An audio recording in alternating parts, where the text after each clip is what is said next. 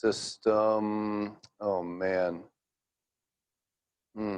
I gotta check and see. Okay, it looks like it's working.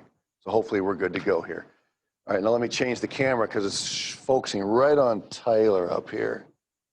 So I'm gonna change the camera just a little bit for you, okay? Unless you want to be right in the middle of the. All right.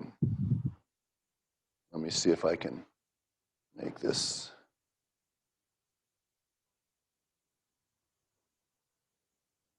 Okay, I'm going to back it off a little bit too. Try, wait a minute. Well, okay, I think we're good here. All right. Okay, we got some housekeeping stuff out of the way, so let me pull up the class here and we'll get rolling. I used to give daily quizzes in here, but now we're doing quests, and so you don't have to worry about a quiz for today, all right? If you really want one badly enough, I'd be happy to make one, but it doesn't happen very often. Courses, culture, anthropology, okay. All right. Today we're going to talk about a hot button. I mean, it is in our culture and political system big time right now. And so let me get rolled up here. All right. So let's have a word of prayer and we'll get started, okay? Thank you, Father, for the privilege of meeting today again. We pray that you'd be honored as we study and share. Help us to learn to be discerning, to be thinkers, to understand what is going on, not only where we live, but in the communities and cultures surrounding us and extending around the world. And equip us, Lord, through this understanding and the sure foundation of your truth to be ambassadors for Christ that can bring honor to your name. We pray in the name of Jesus, amen. So if I say the word identity, what comes to your mind?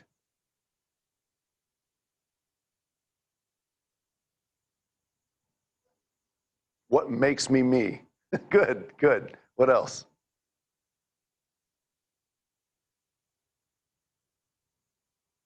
Identity.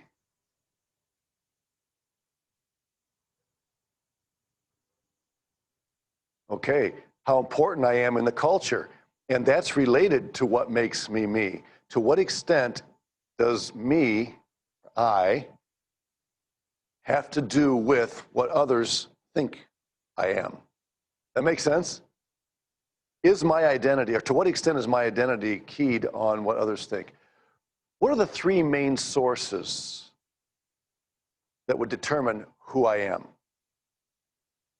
Well, three options. I'm not saying that they're right, but if you're going to identify who you are or who anybody is, who has a right, or who potentially has a right to make that call?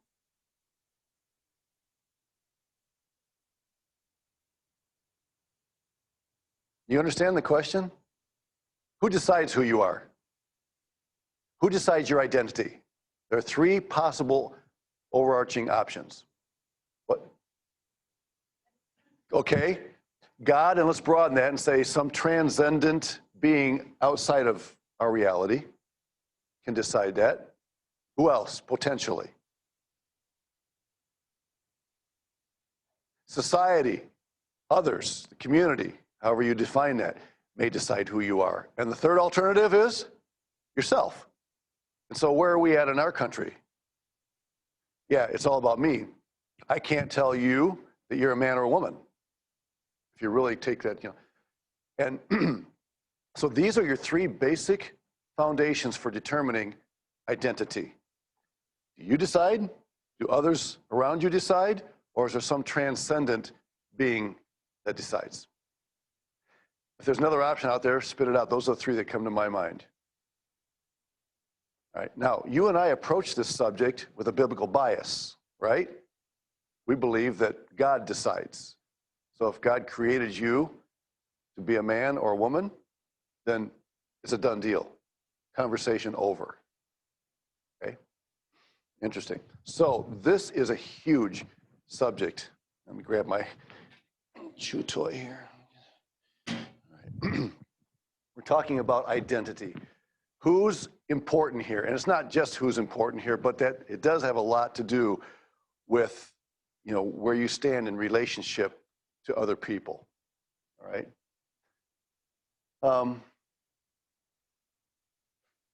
We're going to use two terms here that you need to keep clearly in mind. You'll find that every one of these cultural values that we study, and there are 10 of them altogether, will all come with two opposing ideas. And I want you to understand from the very first day that we are not comparing a right and a wrong idea. We're not comparing a good and a bad idea. All right? We are talking about two different ways of looking at each of the values that we're studying, and both of those ways have merit. In fact, we're going to be looking at Bible passages that actually present both sides. So please don't misunderstand me when I put two different views up there. I'm not presenting right, wrong, good, bad. We're talking about different ways of approaching the value, of evaluating it. Okay? That's very, very important. All right. If I miss something in the notes, just yell at me, because I've added slides along the way as I've developed this course. And so there may be some things here. I have given you a list of the 10 cultural values, okay? Why do I star this first one? Well, we'll mention it later in the notes, but I'll tell you up front. Most people who study culture will say that identity is the most influential of all of them. It is foundational. It's tied to the other ones. So when we study the other 9 values, you will see remnants of identity. Identity will keep coming back again because it's so tied in. The idea of collective culture versus individualistic culture is huge in interpreting the other 9, okay? So that's why it has the red star there. We're going to talk about authority and risk and achievement and time and communication and lifestyle and rules and expressiveness and social norms. And if you took internal missions with me last year or two, you got a little taste of that, but we're going to go more deeply into each of these. So there you have it in front of you. The Cultural Intelligence Center used to refer to these as cultural dimensions. And I'm finding now in their literature, they're moving more toward the word values. And I think they're just doing that because in the rest of the world, they're preferring the word values to the word dimensions. It just sounds a little bit, do you value the collectivistic community, or do you value your individualistic person? That's kind of the idea there. All right. You like word searches? Okay. Now, what makes word searches interesting?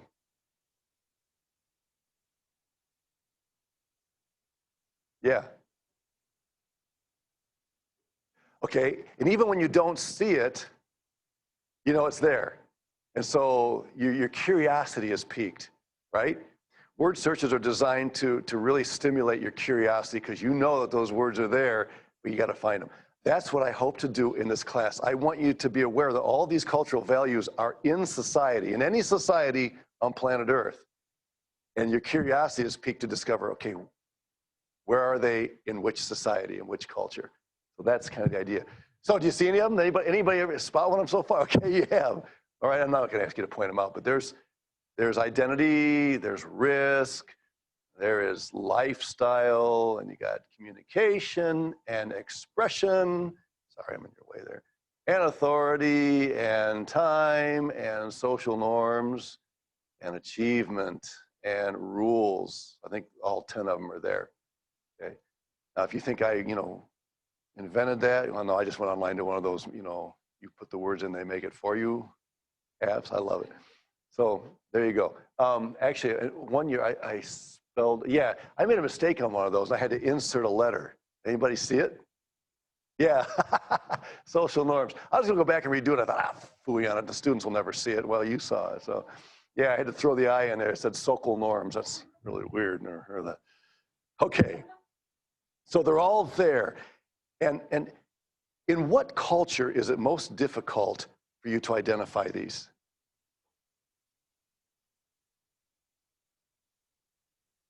Your own, exactly. Because everything is so second nature, we grow up with our own cultures, we just assume that that's the way everybody does it. And so really, starting with your own culture is the key to appreciating it in other cultures. And a lot of times, one of the values of missions trips or cross-cultural life is that it does help you to do that. When you start seeing things that are different and normal in another culture, you start thinking, maybe that's the way they look at me, at things that I consider normal. So, all right. So a caution, and you see it in here, I made a little different one here. Avoid stereotypes, and that's what goes in the blank there, okay? We are not going to avoid stereotypes. So I added the little phrase, try to, because the fact of the matter is, there's no way we're going to completely avoid stereotypes in this study. You can't, all right? If I say, tell me about Germany, you're gonna say something that may characterize a big number of Germans, but it's not gonna be everybody, you know? And if I say, hey, tell me about Guam, you know, you're gonna make a simplification, a generalization, you know, and tell me about Mexico, tell me about Brazil. It's just the way it is. We are not going to avoid stereotypes, but if we're aware that we do it, then at least it will help us when we come across somebody or group of people that doesn't exactly fit, you know, what we expect a certain culture to look like. That makes sense? So as long as we're aware that we're doing it, you know, we'll probably be all right. But we try to avoid them as much as possible. Okay? If I ask you, you know, tell me about faith students, you know, you'll make some generalizations.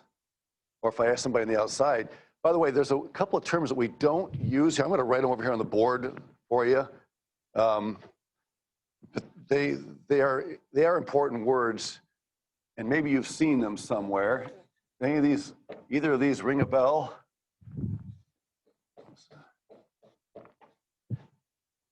Those words make any sense? What do they mean? Somebody know? Yes.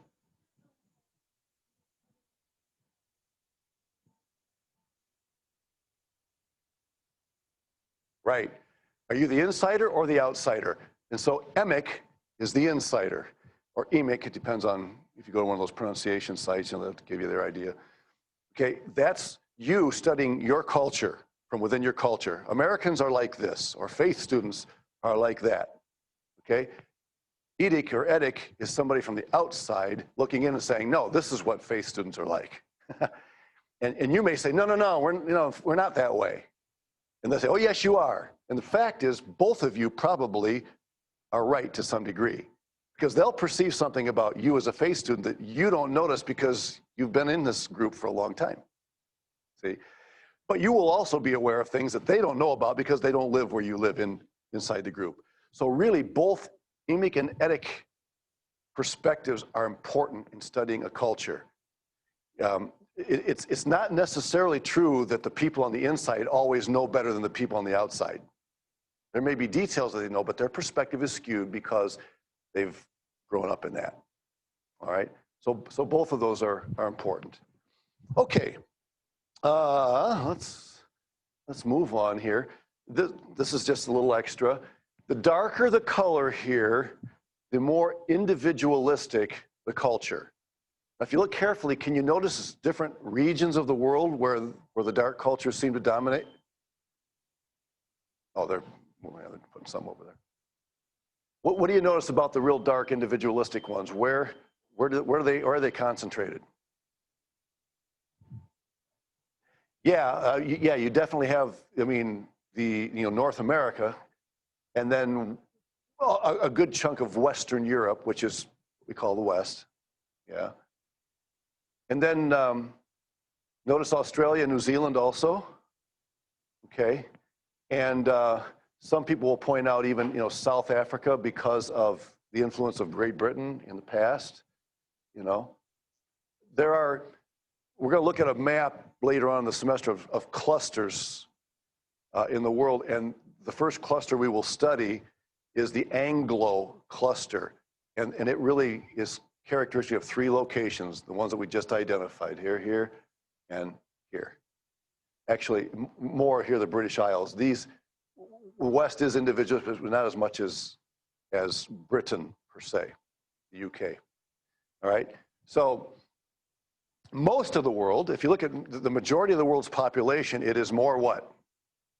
Collectivistic. I mean, just hands down, the two-thirds world, the majority world, is much more collectivistic. Now, you will find individualists in a collectivistic culture, and you will find individualists or collectivists in an individualistic culture. So which is the United States? Very individualistic. In fact, on the scales, it is on almost every chart, it is number one in individualism.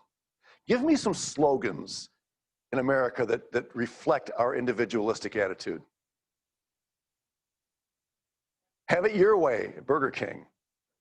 Just do it, Nike. Why is that individualistic?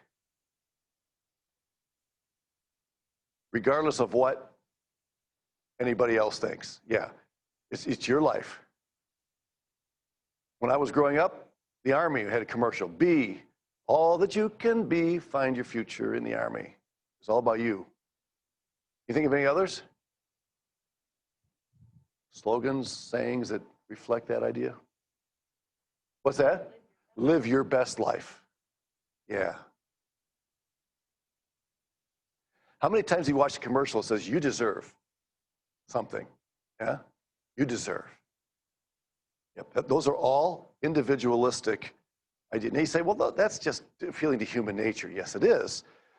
But human nature responds differently in an individualistic culture than it does in a collectivistic culture. It's still human nature either way. But give me an example of a collectivistic subculture within our greater individualistic American culture.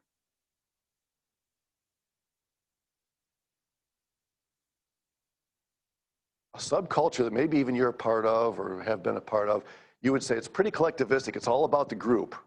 It emphasizes the group more than it emphasizes the individual. Yeah. Now, the churches reflects both, but yes. I mean, the name of my church is Community Baptist Church, right? So community is very important. We live in an individual, and that creates some interesting challenges for Christianity in America, because Christianity is a body, it's a group, we're a community, and yet it's made up of a bunch of individualists, by and large, stereotypically speaking. Good, give me another one.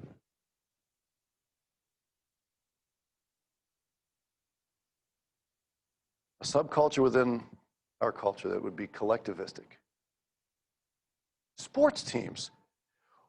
Oh man, I lost the game for you guys. And the coach says, no, you didn't. We win as a team and we lose as a team, right?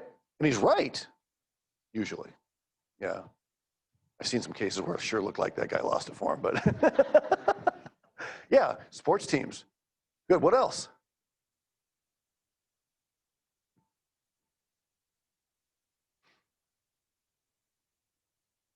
Do any of you work at some place that's very much about the group? Where at, David? You work at, oh, you're Menards. I guess I knew that.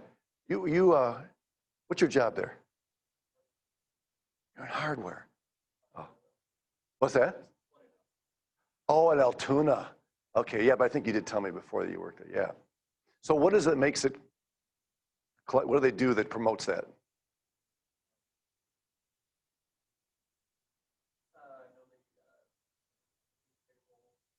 Mm-hmm.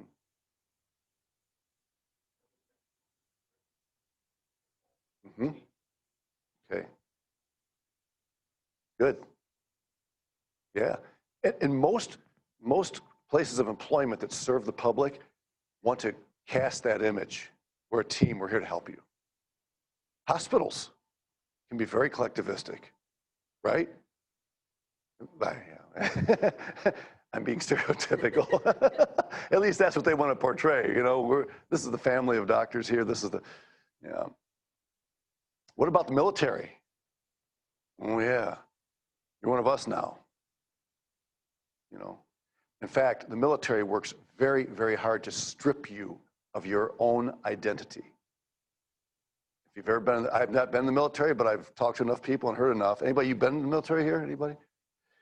They strip you of your own identity so you become one of them. Anybody ever watched the movie The Miracle about the U.S. hockey team that beat the Russians? What was the coach's objective? He brings all these college hockey players together to form the American team. What's he trying to do? I don't know if you remember that well enough to. Yep. Yeah, remember that long, if you've seen the movie, it's worth watching if you never have. They have this long practice, just goes on and on and on. In fact, the assistant coach is getting worried that somebody's going to get hurt because they're so tired. And he'll make them do some laps or something, and he'll stop and say, he'll point to one, who do you play for? And he'll say, you know, I play for blah, blah, college, whatever college you played for.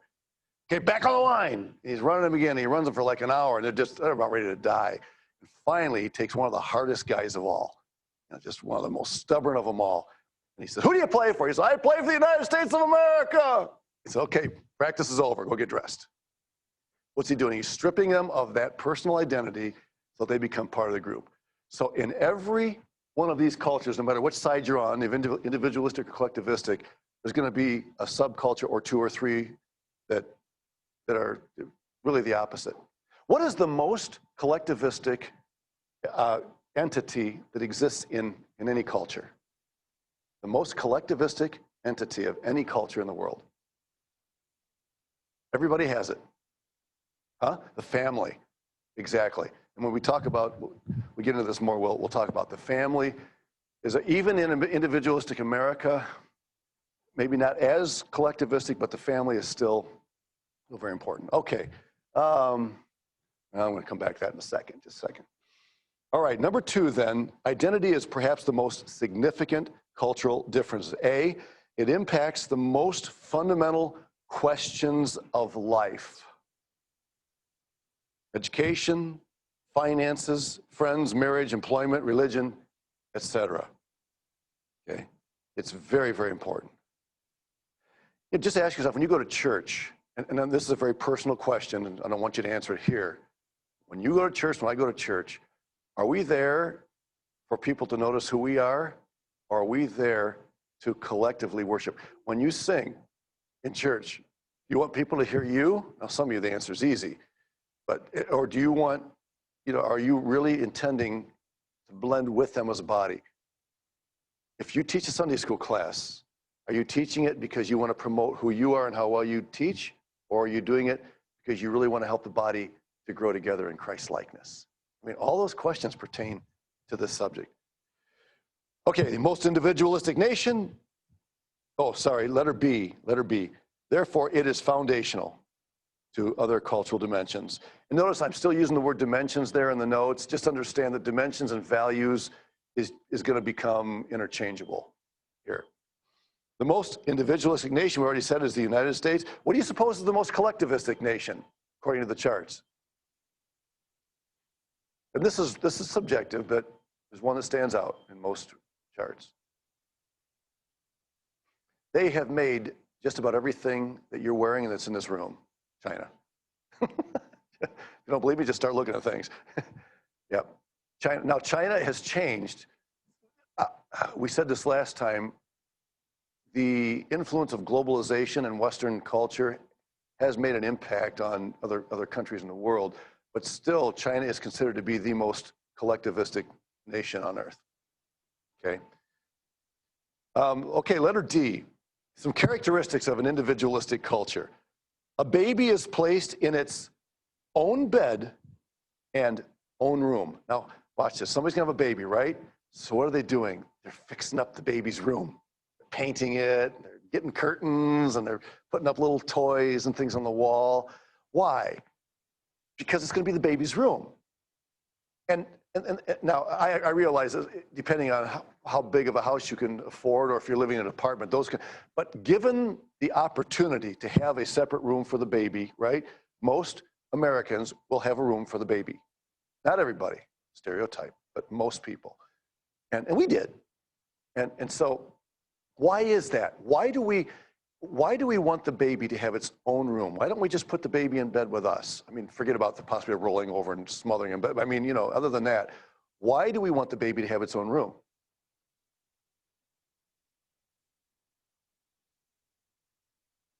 it doesn't become too attached to its parents. Don't you want the baby to be attached to you? Don't parents want bonding with their babies? Depends on what time it is. In the middle of the night, there are times when I want something to bond with the baby. Oh, no. No, I didn't. Doesn't this seem weird to say we want the baby to bond with the parents, but yet we don't? In what sense don't we want it?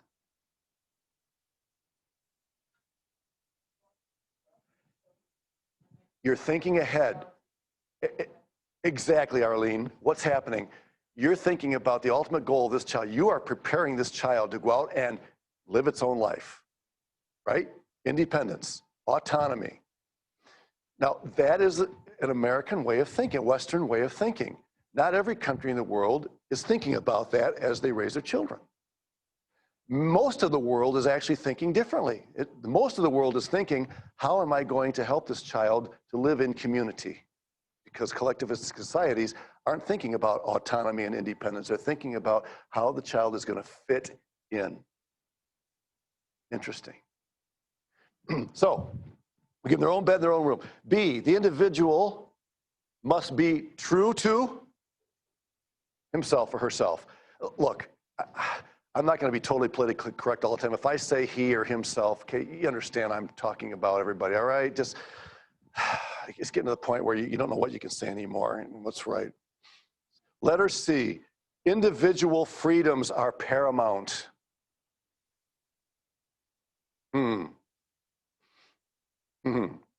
So you go to school, you're in 3rd grade, kid punches you. What do? Punch him back. And you go, and if you don't, go home and dad says, learn to stand up for yourself. Don't cower in front of them. But if you live in a collectivistic culture, it's different. For you to stand out and be different is to live in contrast to the very reason why you're part of that society, and that is to harmonize people. And I'm going to give you an illustration of that later on. D, life is typically fast-paced. Why? Because if you don't get there first, somebody's going to beat you. Individualism, it's competitive. We'll talk about that in another value. Fast-paced. Oh, here we go. Letter E, love and romance are big in marriage choices. Less stress on the approval of family members. If the family is against the wedding, what do? Well, you might elope. Or get married anyway, because after all, mom and dad aren't telling me how to live. I mean, they had their 18 years of me. Now I'm on my own. I can do what I want. Okay? Arranged marriages. Don't answer this, but would some of you really enjoy it if your parents arranged your marriage for you? Think about it. Don't answer. You can if you want, but I'm not soliciting an answer. How would you like that if all of a sudden your mom and dad said, we've decided we're going to choose your partner for you, your spouse? How would you react to that? Some of you, I'm guessing there might be some of you who would say, oh, I'd be all right with that. But most of you probably not. And women might answer it more differently than men would.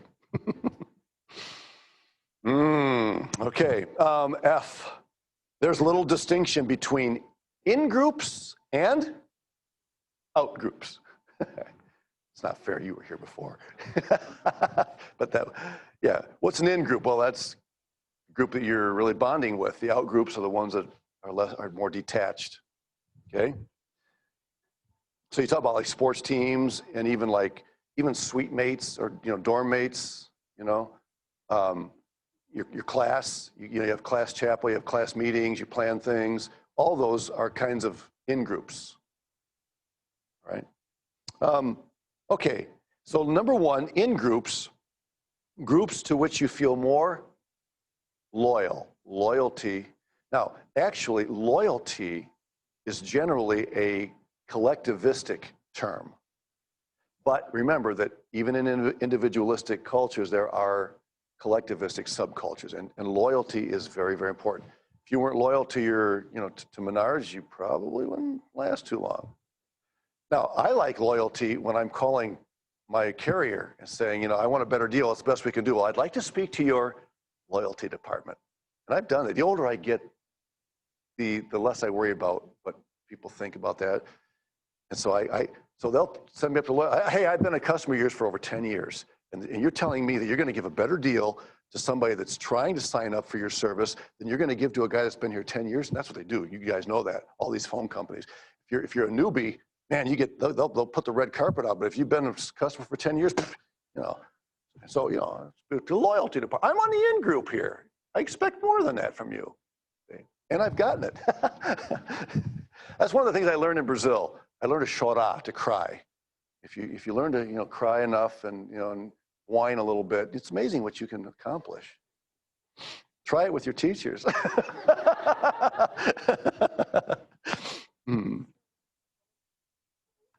Couple weeks. Orals, yeah. How many of you are seniors? Just a few. All right. Well, think about that. Okay. All right. Let's talk about characteristics of a collectivistic culture. All right, and you can help me out here. A baby sleep. Oh, Liz, I'm sorry. No, I didn't. All right, stop being so individualistic. All right, number 2, individualistic societies demand smaller and shorter expectations. Now, when we get to time, we're going to talk about that too. Things are done more in smaller portions in an individualistic culture. Why? Because you're watching everybody, you're in competition with everybody else. And so those things happen more quickly and in smaller sizes. Okay, number 5, in a collectivistic culture, a baby sleeps in a family bed, or in some cases, just in bed with mom and dad. That's kind of the idea. And walks with mom in a sling. Now, is that what you call those now? We used to call them snugglies. You should put the baby in around your neck. What do you call those now? Sling? Well, but, and the idea, what would be the idea of having the baby sleep in mom and dad's bed with them? What does that accomplish?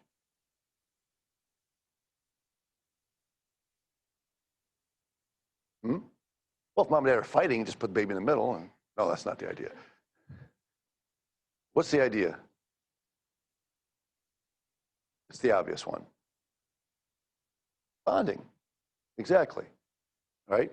Because in a collectivistic culture, mom and dad are thinking this child needs to be with people all the time because it's part of a group. It's part of a society. Okay? And so you start that from day one. The idea of putting the baby in its own crib is the epitome of neglect. What are you doing to that poor thing, isolating it like that? No, people live in community. We live together. We cooperate. We watch out for each other. You're putting the baby in its own bed, does not compute. Okay. Letter B, there is a high degree of loyalty to the in-group. And there is also, as we said, in sports teams and things, but those are collectivistic subgroups. Letter C, people are defined by their social networks. How many of you are involved in at least one social network? What is it? Well, maybe I should back up and ask, what is a social network?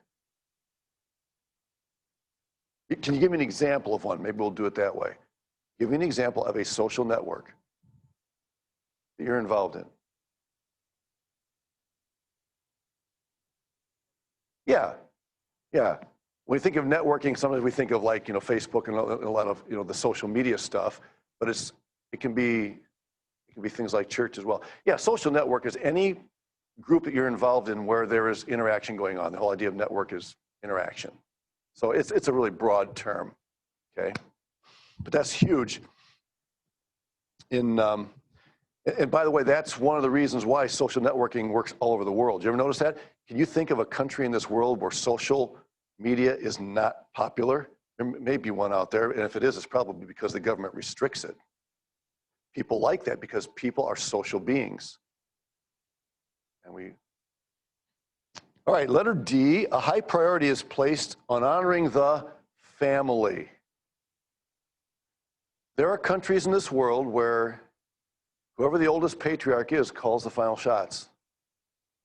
You know, and people don't even question that. It's just understood, accepted in society that the patriarch has the right, the privilege, the baggage to make decisions for everybody else. And I've seen that in action. E, it is preferable to blend in rather than stand out. Boy. Okay. Better. What do we in our individualistic culture, how do we often refer to people who want to blend in? Just go ahead and be stereotypical. It'd be, when people are trying to blend in, how do we sometimes interpret that? Yeah. Cowardly. Can't you stand up on your own 2 feet? Yeah. Yeah, that's probably one of the best words. Not always, but sometimes, you know, I just want to blend in. I'm afraid to stand up. We live in a country that has prized free speech, right? How long we'll have that is anybody's guess. But free speech kind of goes along with the idea of not being afraid to stand up and be different, say what you think. Collectivistic cultures are not big fans of free speech. Oh, they might say they are, but they're much more cautious about saying something that will make them look different than those around them. Yeah. All right. F, there is a strong sense of duty. Amy, you like that one, right? Spelled a little differently. Or is it? It's same as it, D-U-T-Y, isn't it? Strong sense of duty. I bet you guys have had a lot of fun with that word, huh? I mean, I'll just take a second. Do you have any, you know, extra funny? Not good. Well, okay. All right, energy. Which, by the way, this makes romance different from marriage, because in our society, we make a huge deal of independence. You know, I have the right, as you know, and the duty in a collectivistic culture, even in a marriage, is not just husband to wife and wife to husband, but it's you marry the family. Now that's true here.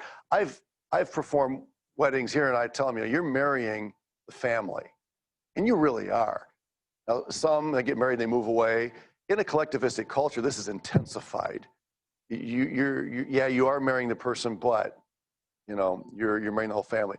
When I was in India a few years ago, I did an engagement service for a couple, and they brought 2 chairs down, and the couple came in, and they sat in those chairs and were supposed to look at each other while I was giving a little message, and they were seeing each other, I think, for the second time. This was an engagement party, and the families were sitting there on both sides. And then after I finished my little challenge, and I noticed that they were hardly even looking at each other. They're kind of looking past each other, just kind of, you know, sitting there. I thought, hey, I get that. I can see why you're doing it. And then each of the families went out, and each of the families came in with a special gift for the other side in order to, you know, to initiate this bonding process. It was really beautiful.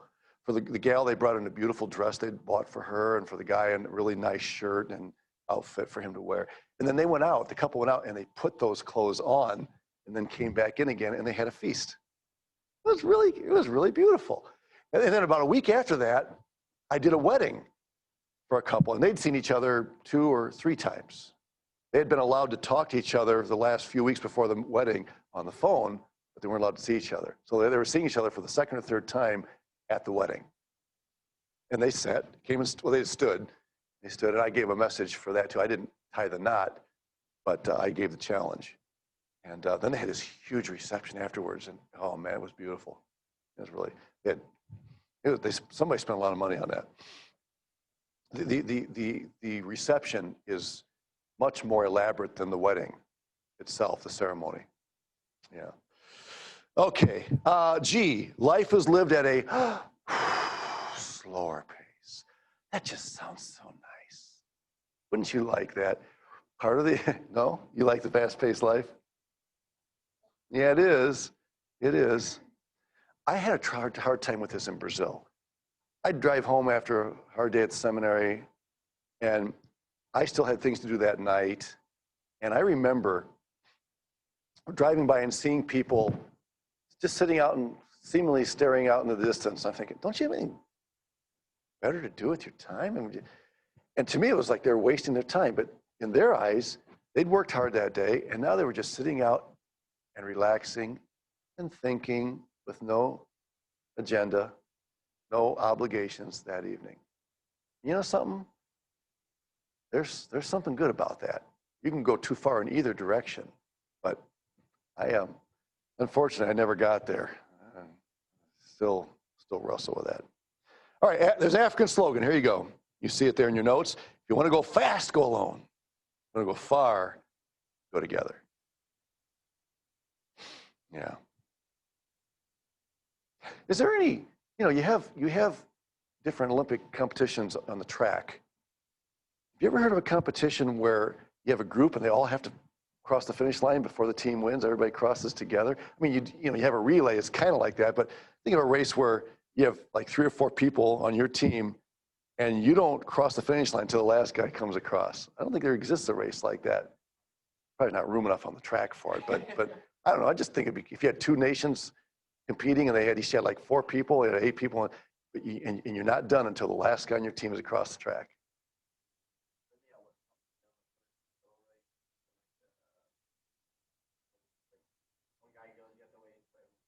Right.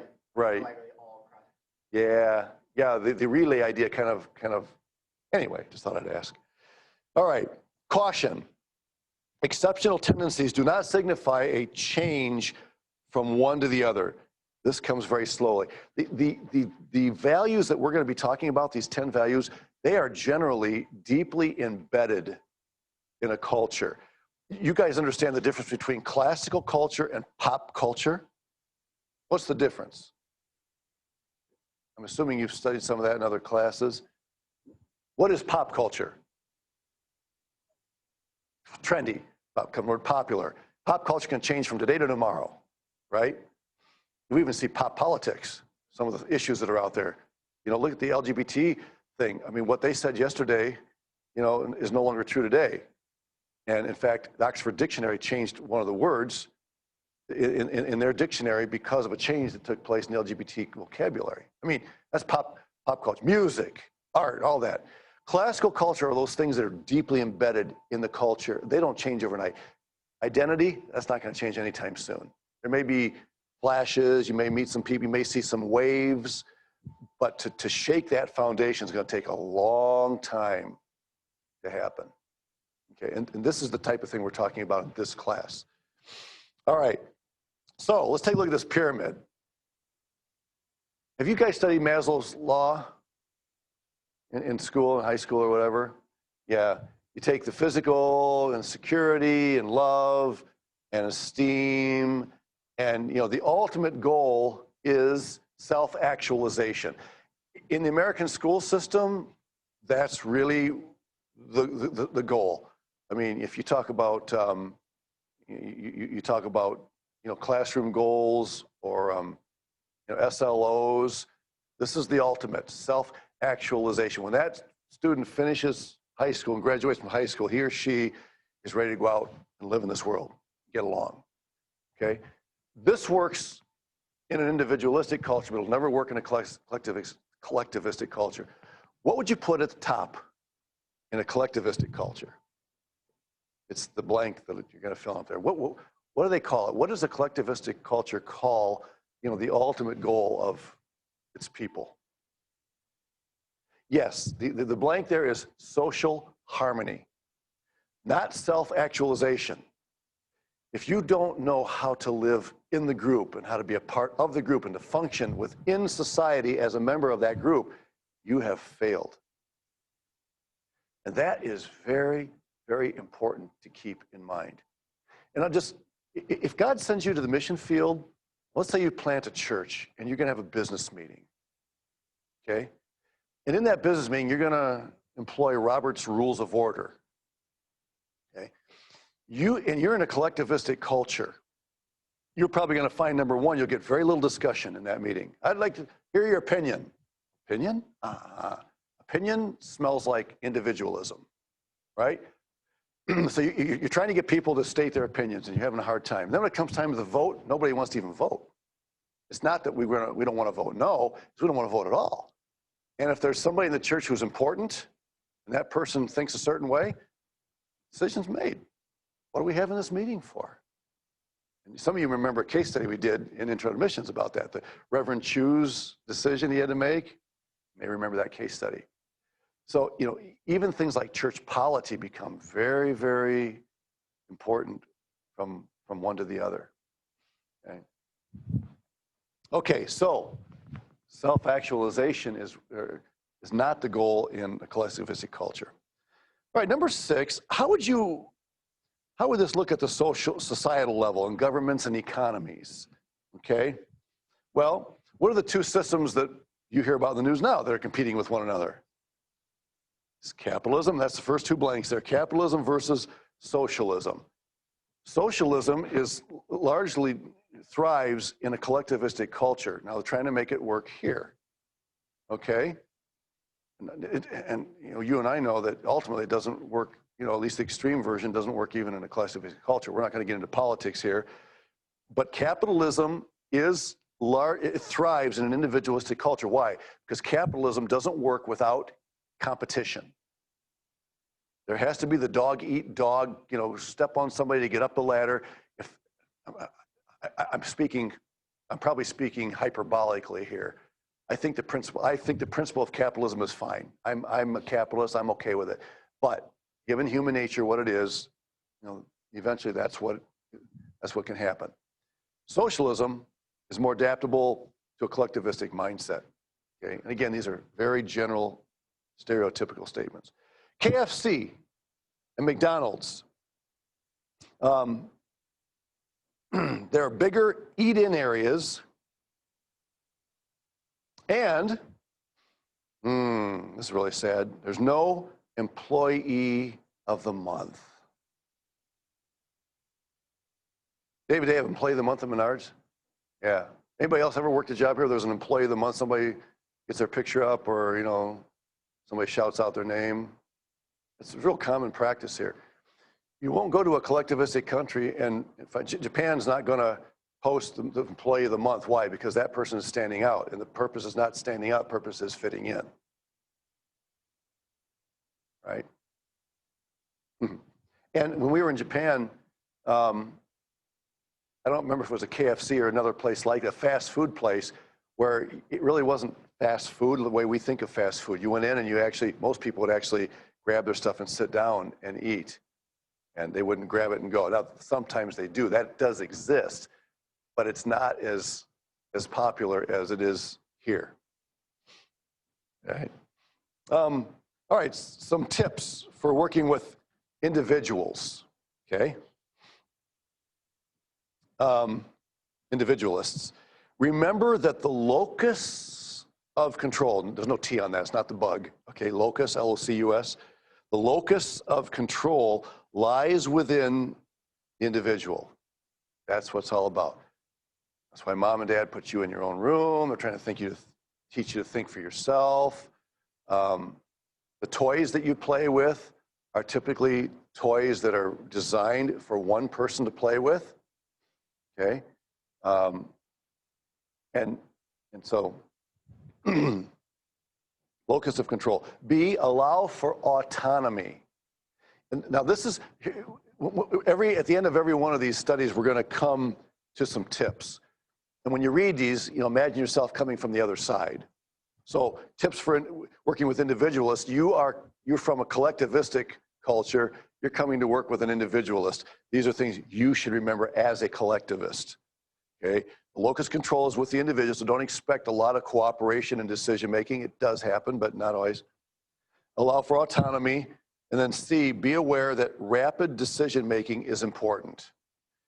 Now, again, even in our country, there's been a tendency to change from top-down decision-making to consensus decision-making. Any of you worked in a company where consensus was the way that decisions were done and not voting necessarily, but the leader kind of gets a feel for how the group is. Is there a consensus about this? There are pastors that are doing that now, like even in congregational meetings.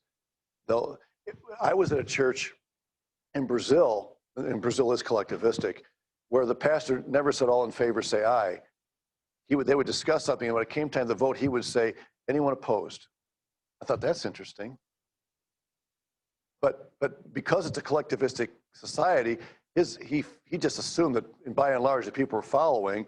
He was just looking for anybody that might be a key person that would say I'm against it. So he never asked the question. I don't know if he never did, but normally, in normal business, he would say, alguém contrário, anybody opposed? That's the way he did it.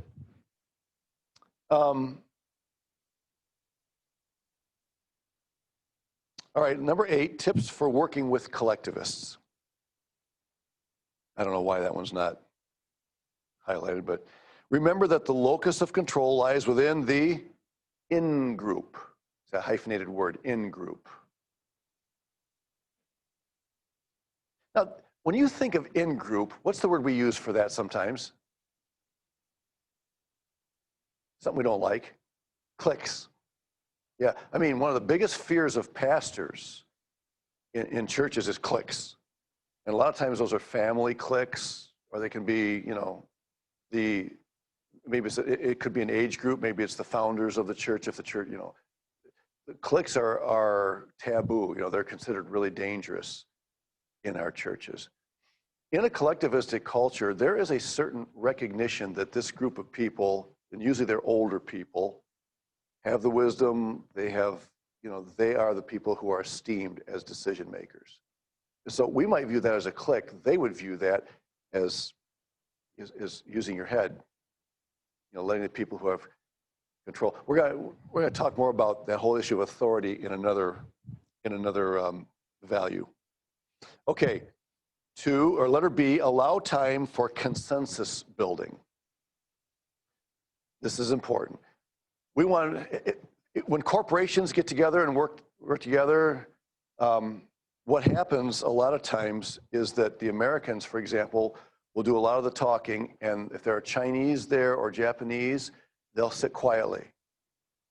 And if the Americans don't understand culture, they might assume that either they're afraid or that they're not sure what we're talking about, or they don't give a rip. And all those are wrong. They're being quiet because they're being respectful. And they would much rather see a consensus build than to see a few people, making all the decisions. Letter C, understand that building lasting relationships is important. One of the weaknesses of the individualistic culture is surface relationships. You make relationships, again, please understand I'm being stereotypical, but let's take the extreme case. In individualism, we make friendships and develop relationships that are to our personal advantage.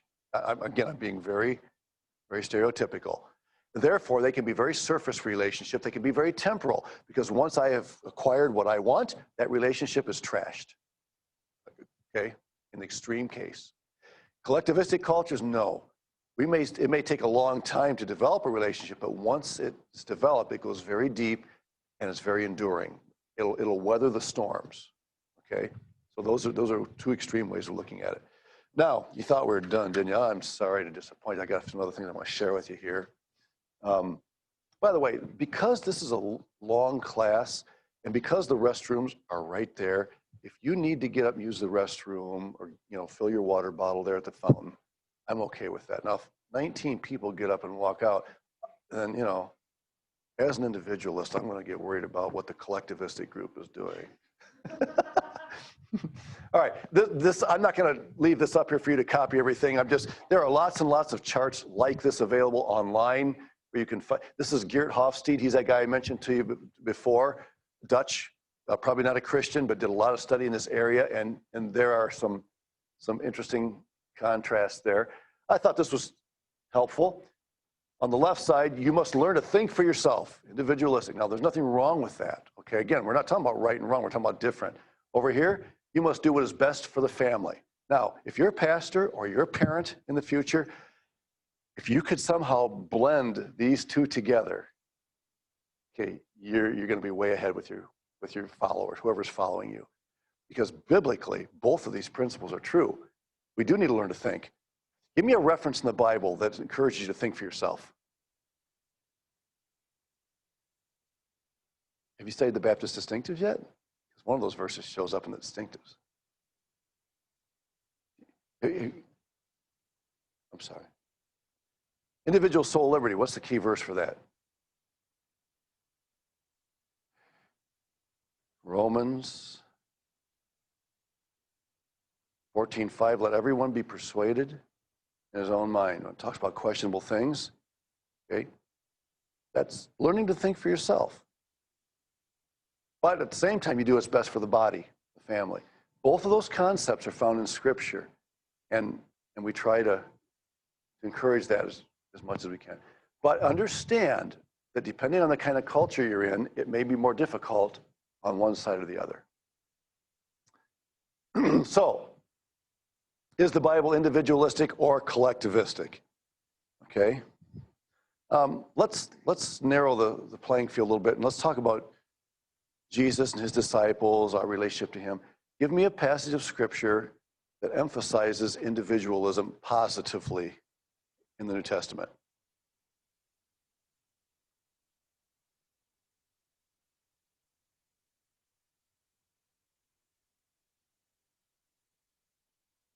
Yeah, a passage of Scripture that actually elevates individualistic thinking, living in the New Testament. Yeah. The parable of the lost sheep. I'm going to put you on hold because I got a slide that talks about that. That's good. That's good. I've never had that happen, but yeah, hold on just a second. I'm going to come back to that one. Show it up, put it up here, right? Would you say that's individualistic or collectivistic?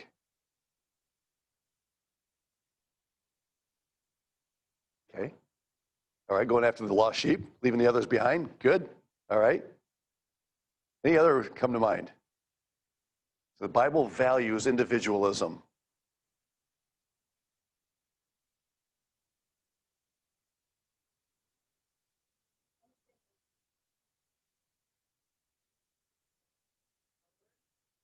Mm-hmm. The sower, in what sense? Talk about it. Okay. Okay, that's all right. Hey, we're thinking here. Yeah, Liz?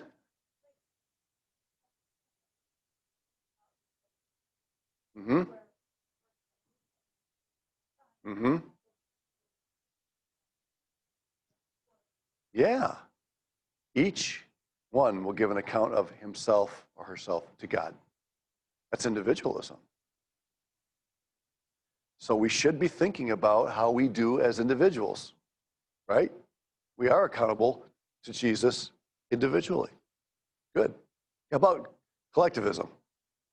Your passage. The metaphor of the body. What about Philippians 2? Let each.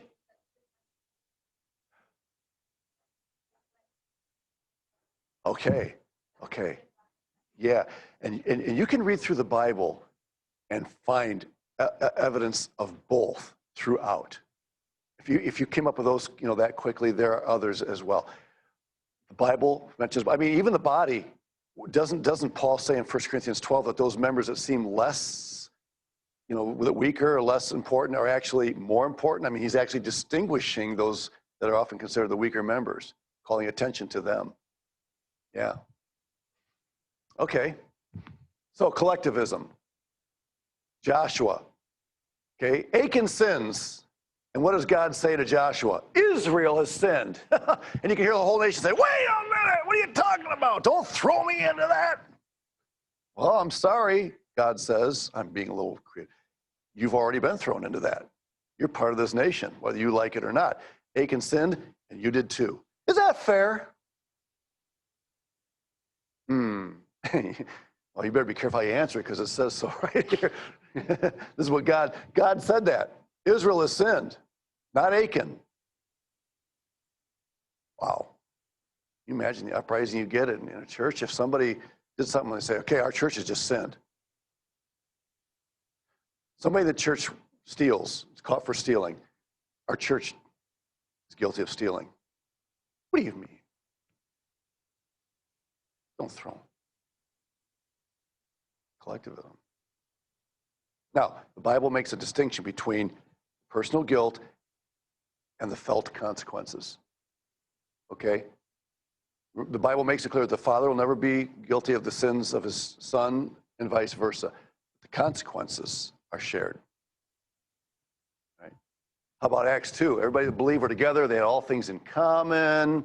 Happens again in chapter 4. Nobody said that anything they had belonged to himself or was his own, but they shared it. Okay? There was a communal idea here. We recognized we were looking out for each other. We're responsible for each other.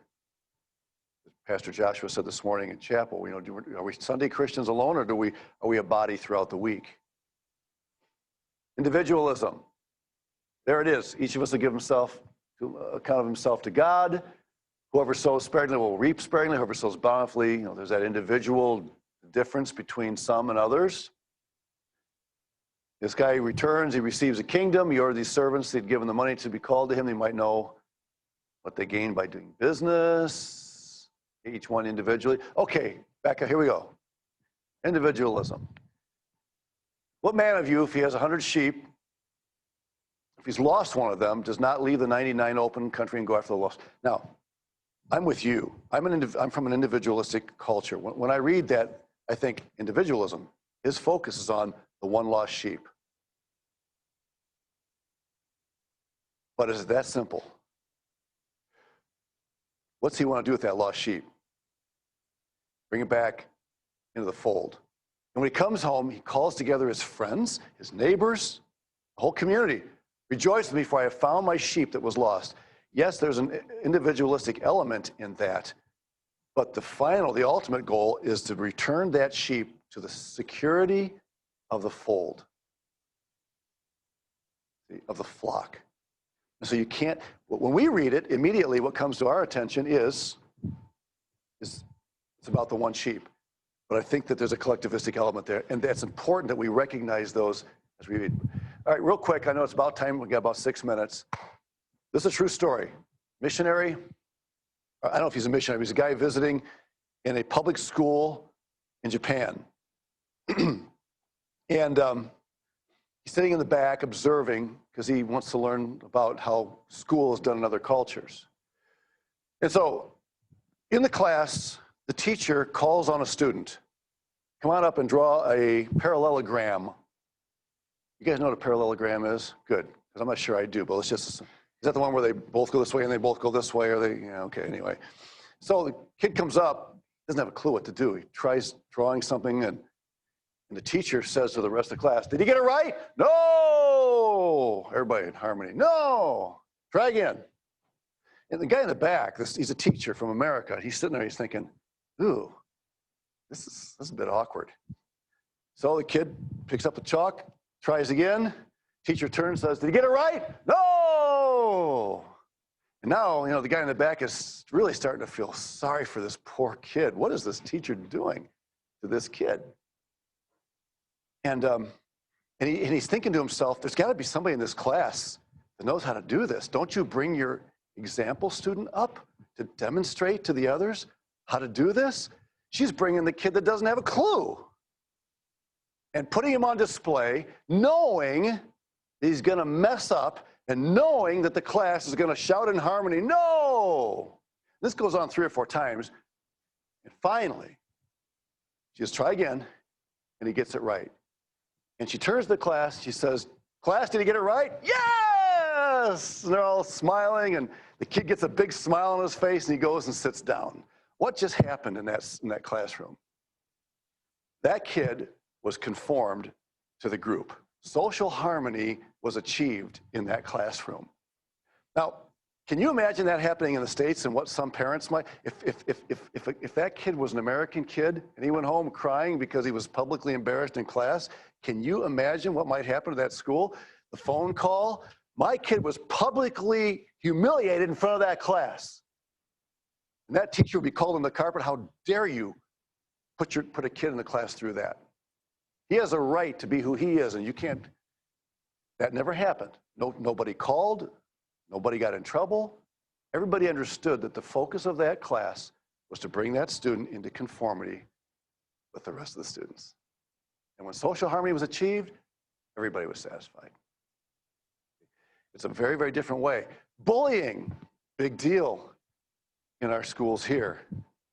Not so much in collectivistic countries. Now, I'm not saying it doesn't happen, but I'm saying it's not as big. Why? Because bullying, what we call bullying in the West, may be viewed in some cultures as a way to bring a student into conformity with the rest of the group. The peg sticks up, bam, you hit it back down, so everybody's the same.